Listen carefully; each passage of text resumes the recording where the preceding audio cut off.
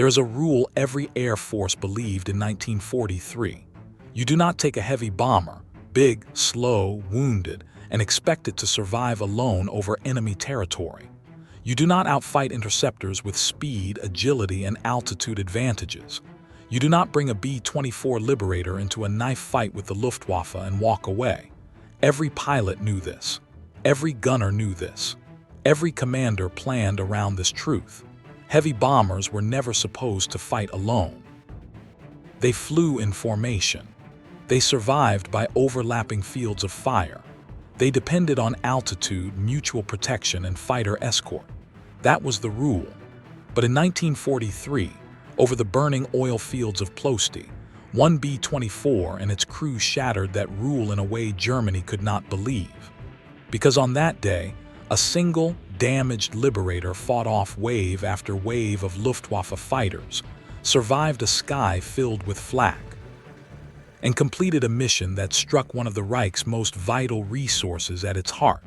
And at the center of that impossible moment stood a 22-year-old pilot from Texas. Before the war, Lloyd Herbert Pete Hughes wasn't the kind of man anyone expected to become a legend. He was quiet, soft-spoken, a farm boy who grew up on hard work and long horizons.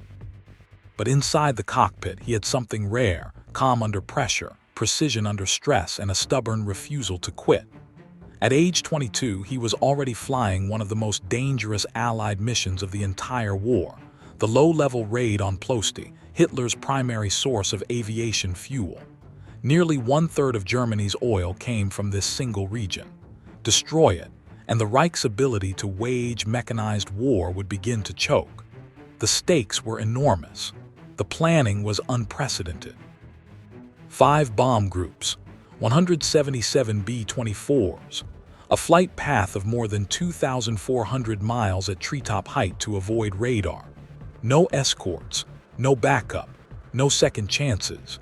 Hughes was part of the 389th Bomb Group, one of the formations tasked with striking the industrial complexes around Ploesti. The plan demanded absolute timing, formation discipline, and nerves of steel. But plans rarely survive contact with reality. And on August 1, 1943, nothing went the way it should have. Navigation errors split the formation. Smoke from earlier hits obscured targets. German defenses were far stronger than intelligence had predicted. Flak guns were hidden in haystacks, in church towers, on rooftops. Fighter interceptors spiraled upward in tight, disciplined packs. And Hughes' aircraft, Old Kickapoo, was already flying damaged after clearing the initial belt of fire. Fuel lines were ripped open. Gasoline streamed across the wings. The smell burned their nostrils. The instruments flickered. Every vibration felt like a spark waiting to ignite. But Hughes did not break formation. He did not turn back. He did not climb. Because to pull up would expose the bomber to the flak towers. To turn away would doom the crews behind him. And to abandon the run would mean Ploesti continued feeding Hitler's war machine. So he pressed forward. Imagine sitting in that cockpit. Your oxygen mask tastes like rubber and fear. Your hands are slippery with sweat. Your engines roar but feel sluggish. Every vibration feels wrong. And beneath you, just 50 feet below, are the burning oil fields of Ploesti, each refinery a maze of pipes, tanks, and flame. This is where Hughes crosses the point of no return. He sees the target ahead. He sees the columns of smoke. He sees German fighters circling to attack. And he sees something else, something no bomber pilot ever wants to see. His formation is spreading apart. Gaps are opening. And the Luftwaffe is diving toward the weakest-looking aircraft. That aircraft is his. Hughes steadies the yoke. He lowers his altitude even more, flying barely above the oil tanks, and prepares to do the unthinkable, take a wounded bomber into the heart of the most heavily defended oil complex in Europe. This is where the story truly begins. This is where impossible becomes reality. This is where Germany would soon realize just how wrong their rule was. Because one B-24 crew was about to fight like a cornered animal and destroy far more than anyone believed possible. Hughes pushes the throttles forward, and the B-24 shudders like a wounded animal forcing itself to keep running. The fuel streaming across the wings is now a glittering sheet, blown backward by the slipstream. One tracer, just one, could ignite the bomber like a torch, but he holds steady.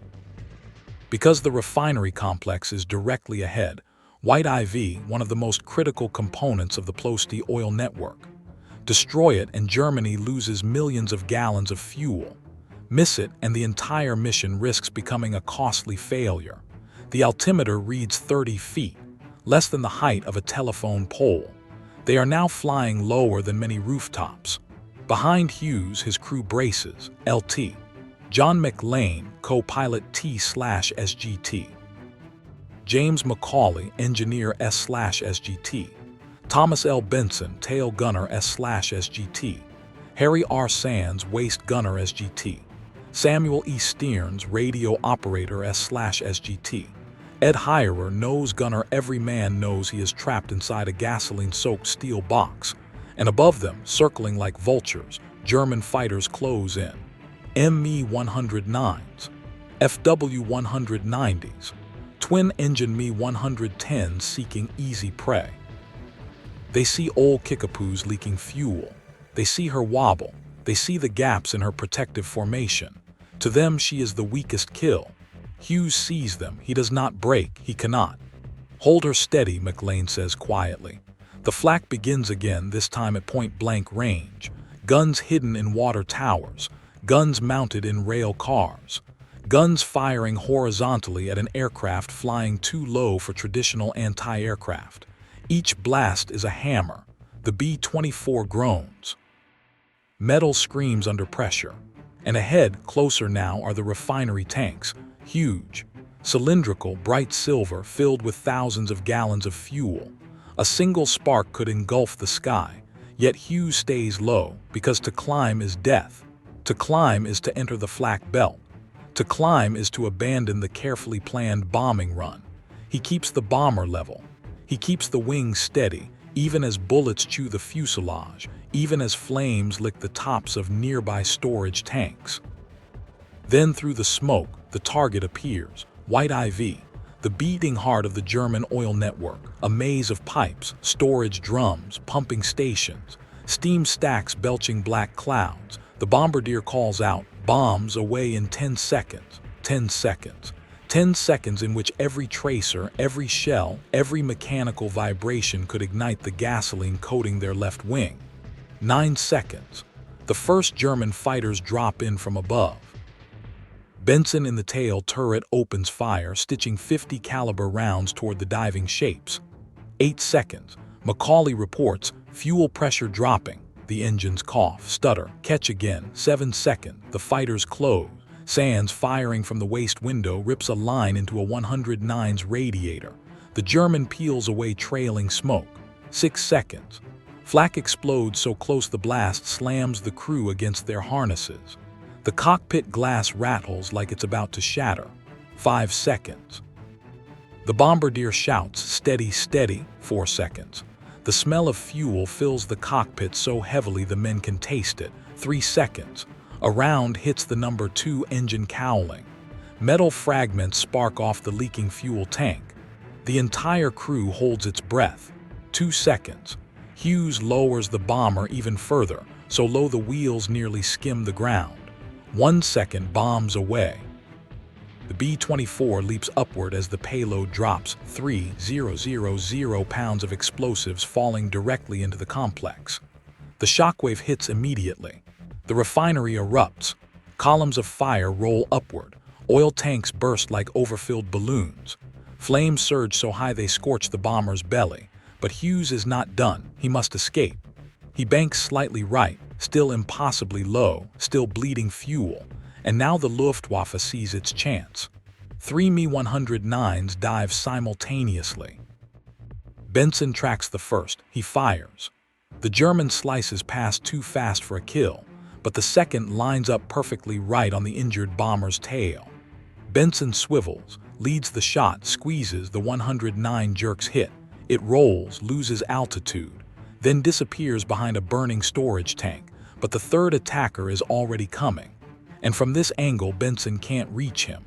The fighter closes closer, then Sands fires from the waist window, long, controlled bursts.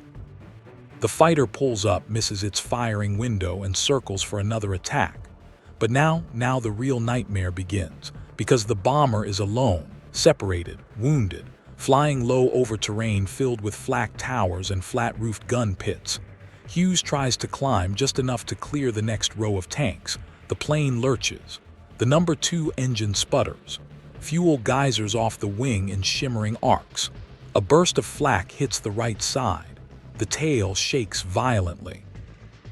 Benson bites down to keep from screaming as shrapnel cuts into his leg. But he keeps firing, because stopping means death. Above, more German fighters arrive, another wave. They dive in disciplined formation, each choosing a quadrant of attack. Radio crackles with overlapping warnings. Right side, tail high, nose incoming. And yet old Kickapoo keeps flying. Hughes keeps her alive. He makes micro-adjustments with the yoke, using instinct more than instruments. He listens to the engines like a doctor listening to a heartbeat. Then through the smoke, a new danger appears, high-tension power lines. They stretch across the escape path like a metal web. Too high to go over, too low to go under, too wide to veer around. The crew sees them at the same moment Hughes does. Nobody speaks. Hughes pushes the throttles to emergency power. The engines scream. The bomber rises slowly, far too slowly. The slipstream blows the fuel into a mist behind them. Every man on board braces for the spark that will kill them. 50 feet, 40, 30.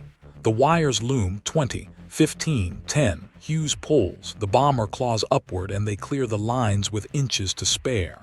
Behind them, the refinery continues to burn, throwing black smoke thousands of feet into the air. They should be safe now. They are not. German fighters pivot and begin their next run. And this time, they are coming in pairs. If you find this kind of forgotten history as fascinating as we do, we'd be honored if you'd hit that subscribe button. We believe these stories of courage and sacrifice deserve to be told. And by subscribing, you help us ensure they aren't forgotten. They are alone. They are damaged. They are leaking fuel. But they are still fighting. And Germany, watching from radar stations, from airfields, from command posts, cannot believe what they're seeing. A single B-24 refusing to die. A single crew refusing to surrender the sky. The moment they clear the power lines, the sky turns hostile again. The next wave of German fighters arrives, 6 aircraft split into 2 disciplined elements. 3 dive from high altitude, sunlight flashing off their wings. 3 skim upward from below, using the refinery smoke as cover. Hughes instantly understands the danger. They are trying to crossfire the B-24, trap it, crush it, but he cannot climb. He cannot turn sharply. The damaged wing won't handle the stress, so he holds his course. "Gunners, eyes open," he calls. The words are steady, unshaken. He is 22 years old and carrying the weight of 10 lives in a burning sky. The first Me-109 breaks through the smoke at 300 miles per hour. Higher in the nose turret is already tracking it. He fires short, disciplined bursts. The tracers stretch like glowing beads across the sky. The 109 flashes past, riddled but not falling. A second fighter loops behind the tail. Benson spins the turret, ignoring the blood soaking his boot. He leads the shot just a fraction, then squeezes the triggers. The 50 caliber guns roar. Shell casings clang against the turret floor. The German fighter jolts as rounds slice through its engine cowling. It peels away, trailing smoke. But the third attacker is coming, and this one fires first. Cannon shells stitch across the right side of the B-24. One explodes near the waist compartment. Sands is thrown backward, the shockwave rattling his bones, but he climbs back to his gun and fires again. Above them, the high-altitude trio dives as one. 3 fighters, 3 angles, 3 simultaneous attacks. Hughes knows the bomber cannot take hits from all directions. He does something no manual recommends. He yanks the B-24 lower, much lower. They skim barely 20 feet above the ground. so low the prop wash kicks dust across fields and factory yards. But it works. The fighters overshoot, forced to pull up to avoid plowing into the terrain. Hirer fires into their climb. Fragments of canopy glass flash in the air. One fighter spirals off, disappearing into smoke. But there's no time to celebrate. More fighters, still more, are forming up behind them, and the B-24 is slowing. The number 2 engine coughs violently. Fuel pressure drops to near zero. The feathering controls rattle as if begging to be touched. But if Hughes shuts that engine down, he will lose the power needed to stay airborne. And if he keeps it running, the leaking fuel could ignite from exhaust heat. A no-win decision. A young man should not have to make this choice. But Hughes makes it instantly. Keep it running. McLean nods. No argument, no hesitation. And the bomber lurches forward again, engines screaming in defiance. The Luftwaffe sees its chance. 2 FW-190s accelerate, climbing for altitude before diving for the kill. They are faster, more maneuverable, designed to rip apart heavy bombers in seconds. Too high, closing fast, Hirer shouts.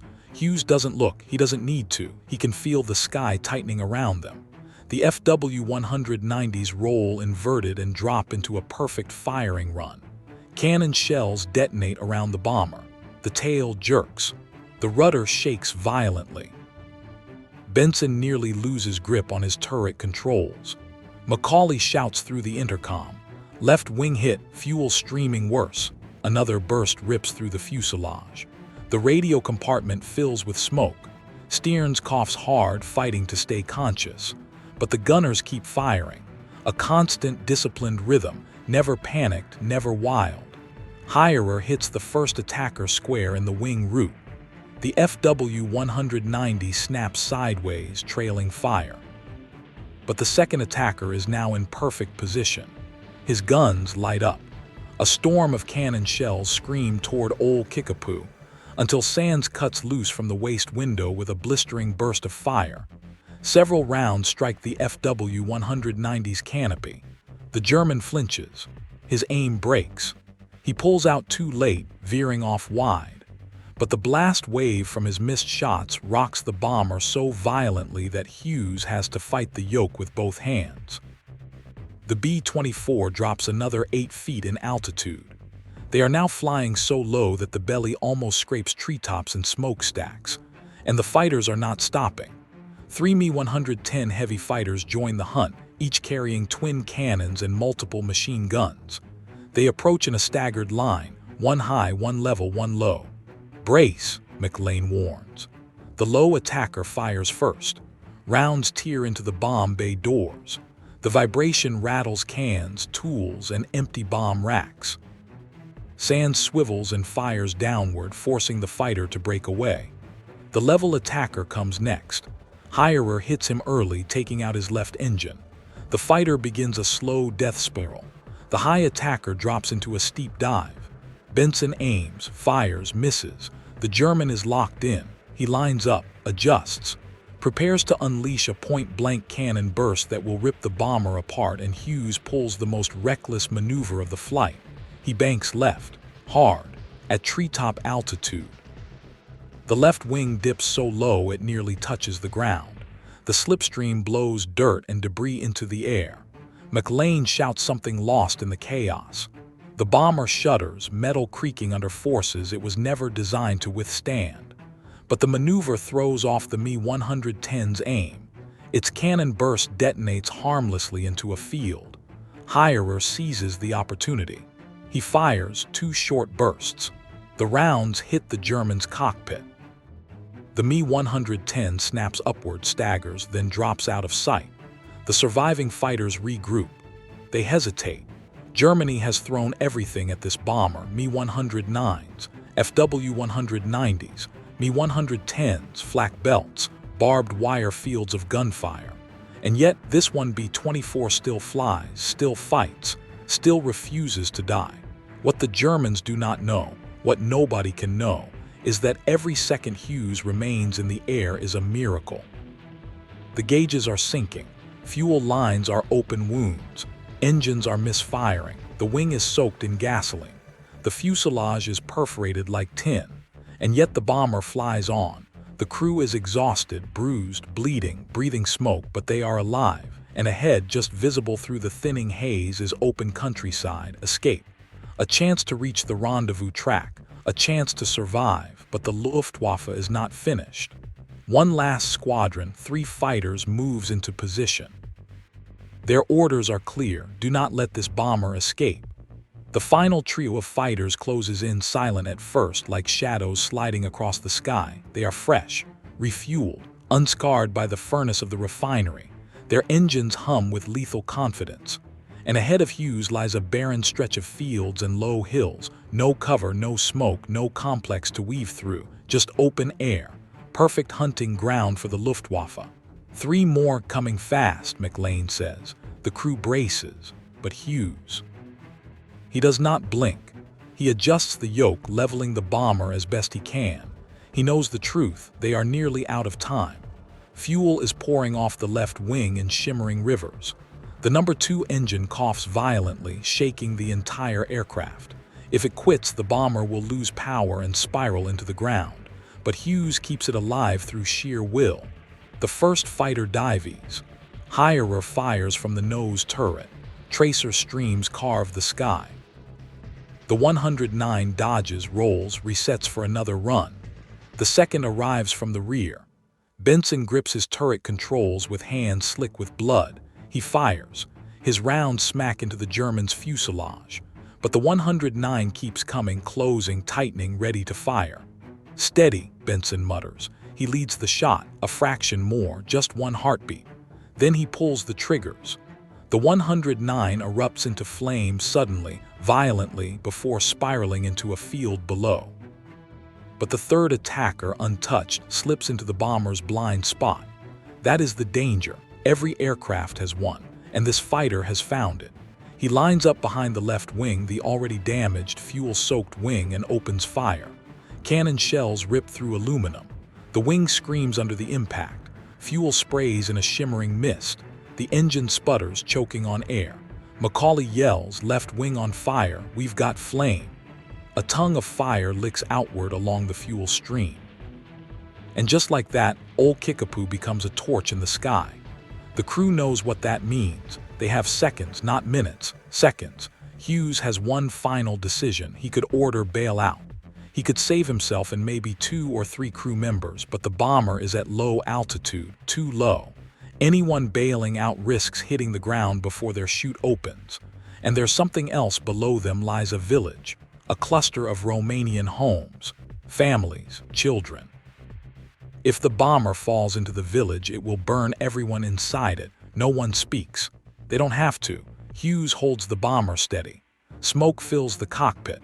Flames creep along the wing root, eating into metal. He does not bail out. He does not turn toward safety. He steers the aircraft away from the village, toward an empty field. And then the flames reach the wing spar, a structure no airplane can lose. The left wing folds just slightly, just enough. The B-24 rolls hard left. The crew never has a chance to scream. The bomber hits the ground with a violent, crushing explosion. One final roar from engines that had refused to die until the last possible moment. The shockwave ripples across the field. Flames rise. Smoke spirals upward in a black column. But the village is untouched. No civilians are harmed. Hughes made sure of it. The Germans who watched from the airfields were stunned. They had thrown dozens of fighters, multiple waves of interceptors, hundreds of flak rounds ground fire from every angle. A sky filled with smoke and chaos. And yet a single damaged B-24 had survived the heart of Ploesti, completed its run, destroyed a vital target, and fought its way miles beyond the refinery before finally being overcome. The Luftwaffe command sent urgent dispatches. American bombers are continuing their attack despite impossible conditions. Enemy aircraft pressing attack in burning area at extremely low altitude. But the true shock came later, because the destruction of White IV and other refineries hit during the mission crippled German oil production for months. Output dropped by 40% almost immediately. Rail yards burned. Refinery units collapsed. Storage tank farms exploded. Hitler demanded answers from his commanders. How could low-flying American bombers penetrate a fortress city of anti-aircraft guns and fighter wings? How could one bomber survive so long while being hunted by so many? And how could crews fight with such determination that even burning wings and failing engines could not stop them? The answers never satisfied him. But one truth became clear. The courage of crews like Hughes forced the Reich to divert vast resources, fighters, flak, fuel, manpower, to defend Ploesti endlessly. And those resources were needed desperately elsewhere. The ripple grew: Stalingrad, Kursk, Italy, Normandy. Every drop of fuel Germany did not produce at Ploesti weakened their armies on every front. When recovery teams reached the crash site, they found the wreckage scattered across the field. But they also found something else: villagers who reported that the bomber had clearly veered away from their homes. To this day, locals still remember the American pilot who sacrificed his last seconds of life to save people he had never met. Lloyd Herbert Hughes, 22 years old, was awarded the Medal of Honor. His citation reads that he displayed conspicuous gallantry and intrepidity at the risk of his life above and beyond the call of duty, and that his actions unquestionably saved civilian lives. The entire crew of Old Kickapoo was honored. Their names remain etched in granite and memory. First LT, Lloyd Herbert Hughes. Second LT, John A. McLean T/SGT, James Macaulay S/SGT, Thomas L. Benson S/SGT, Harry R. Sands SGT, Samuel E. Stearns S/SGT, Ed Hirer. Some survived the crash, many did not, but all of them fought with a level of courage that stunned even their enemies. Their story is not widely told. Textbooks skip it. Documentaries rarely mention it. But here now you have heard it, and it deserves to be remembered, because this was not just a bomber, not just a mission, not just a fireball in a distant war. It was a moment when ordinary men became legends. A moment when one crew stood alone against an entire air defense network. A moment when Germany learned that American resolve could not be broken, not by fire, not by steel, not by fear. If this story moved you, please hit that like button. Every click tells the algorithm this piece of history is worth remembering. We're dedicated to rescuing these forgotten stories from the archives. If you want to join us on this mission, please subscribe and turn on notifications. Where are you watching from? Drop a comment with your city or state and tell us if someone in your family served. Thank you for ensuring that Lloyd Herbert Hughes and the men of the 389th Bomb Group do not disappear into silence. They deserve to be remembered.